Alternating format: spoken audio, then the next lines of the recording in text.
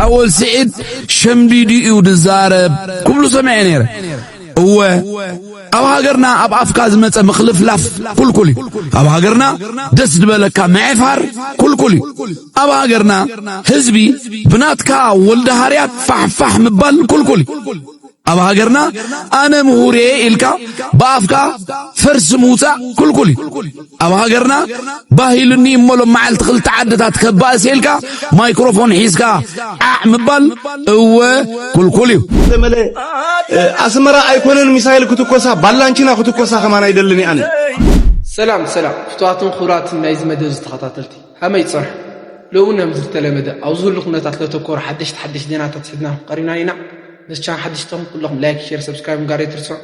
زي فيديو من تلا كل ستباطح لايك مقاري جمرو أسمرا أيكونن ميسايل كتوكوسا بالانشينا كتوكوسا كمان يدلني أنا أبدأ على أسمرا زلن فقري أبدأ رفتاته يالك أسمرا زي بلو درف خماني بالله كساب حج خاني ينافقا بزي متن ينافقا كم ولاديته ينافقا كخدا يدلي كخدا جنا يكلني مخنياتو متاخبر أين فعنا نزل زخنا بر حمقنا يسمرا تمني فلتن أبدر فتاته يالك عن السنة المية مسيونات أنا حبتر قبر كو قد مسألة استمعت له بزعب اسمرا زبالكو نعوقنا يمطلكمني صلاتنا كنيلهم كسرقنا سلازدليو نتيجة جهات راح أريم يمطلكم تنبربر وقع زقبل أستوعب حجي كمان تألماتكم وحطوا أطرح زيا أول سعيد شمديدي ودزارب كله سمع نيره هو أبو هاجرنا أب أفكاز مت مخلف لف كل أبو هاجرنا دست بالك معفر كل أبو هاجرنا حزبي بناتك ولد هاريات فح مبال كل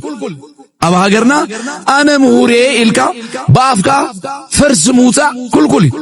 أبو هاجرنا باهيلني مولو معل تخل تعددات كباس إلك مايكروفون حيسكا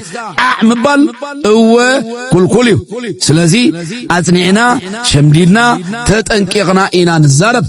فمزلو دا عايشو ዩኒፎርማቸውን አውልቀው ራቁታቸውን ወደ ሻዕቢያ ሄዱ ያሉት እኛ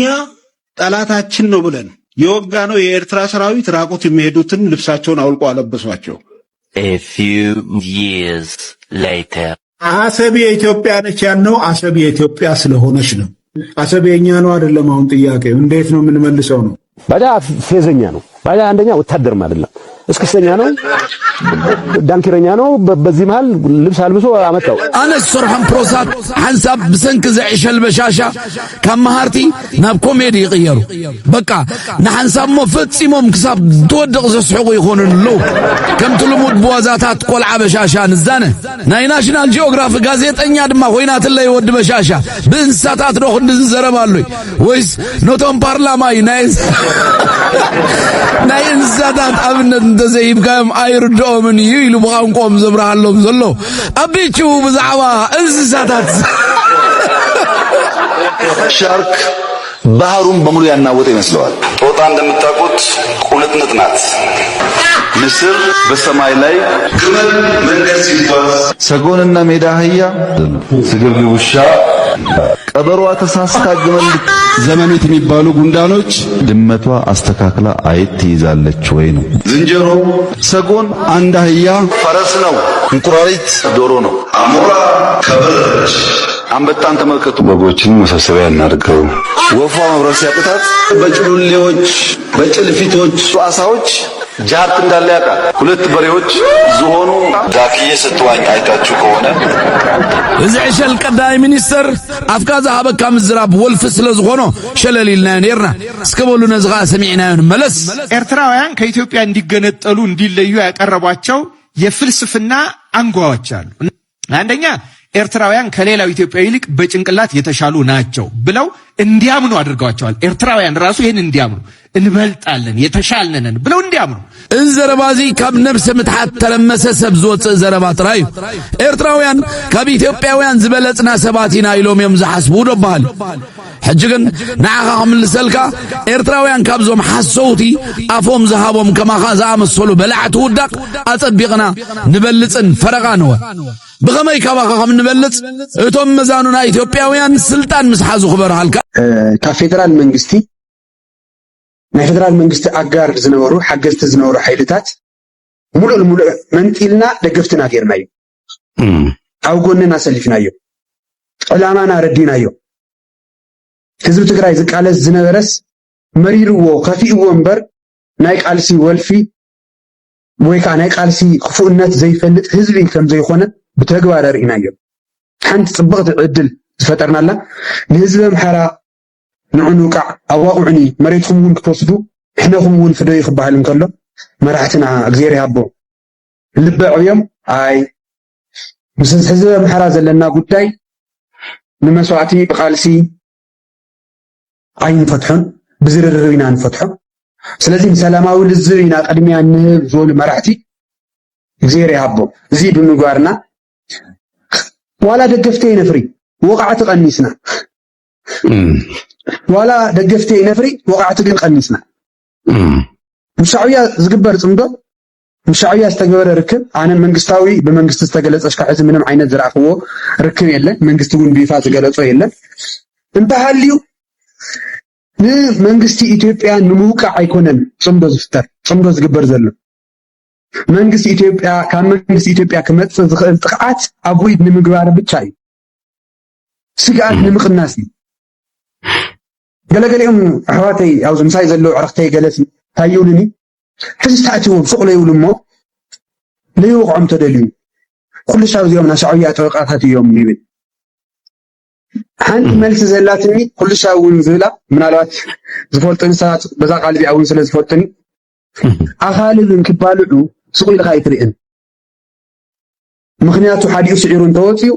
ፀኒሑ ንዓኻ እዩ ዝበልዐካ ክልቲኦም እንትባልዑ ሱቕ ኢልኩም ረአዩ ኣይንርእን ኣበይ ድዮም ክባልዑ ኣብ ገዛና ዲኾነ ክባልዑ በበይ ሓሊፎም ድዮም ክባልዑ መንግስቲ ኢትዮጵያን መንግስቲ ኤርትራን ክዋቅዑ ከም ድላዮም ብቀድሎም መንግስቲ ኢትዮጵያ ሕቶ ኣለዎ ናይ ቀይሕ ባሕሪ ኦኬ ኣነ ቀይሕ ባሕሪ ይቃወሚ ኣይኮነን ንኢትዮጵያ ዓብዪ ዓዲ ንዓይ እውን ባሕሪ እንተዝውንስ ዓሳር ሪሐ መወላዕኹ እንደስ ግመል ማይ መስተኹ ትሕቶ መንግስቲ ኢትዮጵያ ቀይሕ ባሕሪ ብኸመይ ይጥቀም ፍትሓዊ ተጠቃምነት ምሕታት ይከኣል ዓድና እንዲ ንሕና ኮይና ክንርባሕ ንሕና እንዲና ድንበር ዘለና ክልቴና ህዝብታት ኮይና ክንዓቢ ኢትዮጵያ ቀይሕ ባሕሪ ትርከብ ኣይትርከብ ኣይኮነን ቃልሲ ኣብ ገዛና ግን ቃልሲ ኣብ ገዛና ዝግበር ጦርነት ግን ኣይንፈቅድን ኣብ ገዛና እዩ ሓወይ እዩ ክጠፍእ ገዛ እያ ክትቃፀል ዓደይ እያ ክትሓርር ኢኮኖሚ ናተ እዩ ክደቅቕ እንተደልዮም መንግስቲ ኢትዮጵያን መንግስቲ ኤርትራን ክንዋጋእ ኢና ዝብሉ እንተኮይኖም ትውግእ ወይ ኣዲስ ኣበባ ወይ ኣስመራ ይውሰድዎ እሞ ተዋጊኦም መወዳእታ ሳዕረ ይንገሩና ትናትና ሓሳብ ኣብ ማእከል ትግራይ ዝግበር ምንም ዓይነት መሰረት ዘይብሉ ናይ ህዝቢ ትግራይ ኢንተረስት ዘየማል ውግእ ኣይንፈቅድን እዩ ምሻዕብያ ዝግበር ዘሎ ሕዚ ውግእ መንግስቲ ኢትዮጵያ ንምውቃዕ ኣይኮነን መንግስቲ ኢትዮጵያ ምሻዕብያ ዝራኸብ ዘለኹስ ወይ ዝራኸብ ሰብ እንተሃልዩ ማለት ዝራኸብ ዘለኹስ መንግስቲ ኢትዮጵያ ክወቅዕ እየ ዝብል መግለፂ ዝሃበ ኣካል የለን ንምንታይ ደኣ እዮም ዝራኸቡ ኣለዉ ዝብል ግን ካብ መንግስቲ ኤርትራ ክስንዘር ዝኽእል መጥቃዕቲ ንምክልኻል ጽበት ንምቅናስ ዘይቀርብ እንተኮይኑ ኣብ መንግስቲ ኢትዮጵያ ክመጽእ ዝኽእል ኣብ መንግስቲ ኢትዮጵያ ክመጽእ ዝኽእል መውቃዕቲ ንምቅናስ እዩ ካሊእ ኣይኮነን ካሊእ ኣብኣ ሓንቲ ነገር ከልዕለልካ ዝደሊ ዶክተር ጽምዶ ከመይ ኢላ ተፈጢራ ጽምዶ ዝተፈጥረት ብመራሕትና ጥንካረ ይኾነይ ሻዕብያ ልብዕውዮ ይኾነይ ጽምዶ ትምስረት ተላ ብኽፍኣት መንግስቲ ኢትዮጵያ ተመስሪታ መንግስቲ ኢትዮጵያ ድሕሪ ውዕሊ ፕሪቶርያ ካምፕታት ትግራይ ሒዙ እዩ ሽረ ኣትዩ እዩ ፈልጥ እየ ዛላምበሳ ቅድሚ ምፅሓኻ ዓዲግራት ውፅእ ምሰል ካፍታ ዲፖ መከላከያ ነይሮም እዮም ንምንታይ ወፅዮም ታንኬላታት ገዲፎሞ ንምንታይ ወፅዮም ክወፁ ከለው መንግስቲ ኤርትራ ከምቲ ዝለመዶ መሬት ከስፋሕፍሑ ክምክሩ እዩ ህወሓትን ተጋሩን ግትራት እዮም ክዋግእዎ እዮም ስለዚ ንሕና ደገፍቲ መሲልና ክንኣቲ ወይ ከዓ ክልቲኦም እስካብ ዝጨፋጨፉ ብደገ ኮይና ክንርኢ እሞ ፀኒሕና ንዝወደቐ ንዝደኸመ ሓይሊ ክንወቅዕ ኢና ኢሎም እዮም ተን ኬላታትን ካምፖምን ገዲፎም ወፅኦም መከላከያ ንምንታይ ገዲፉ ድንበር ምሕላይ ናቱ እንድዩ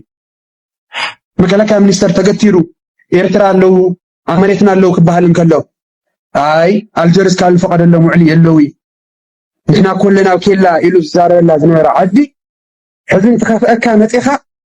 هاي منو كم زي غيرهم معنا فوق عيوم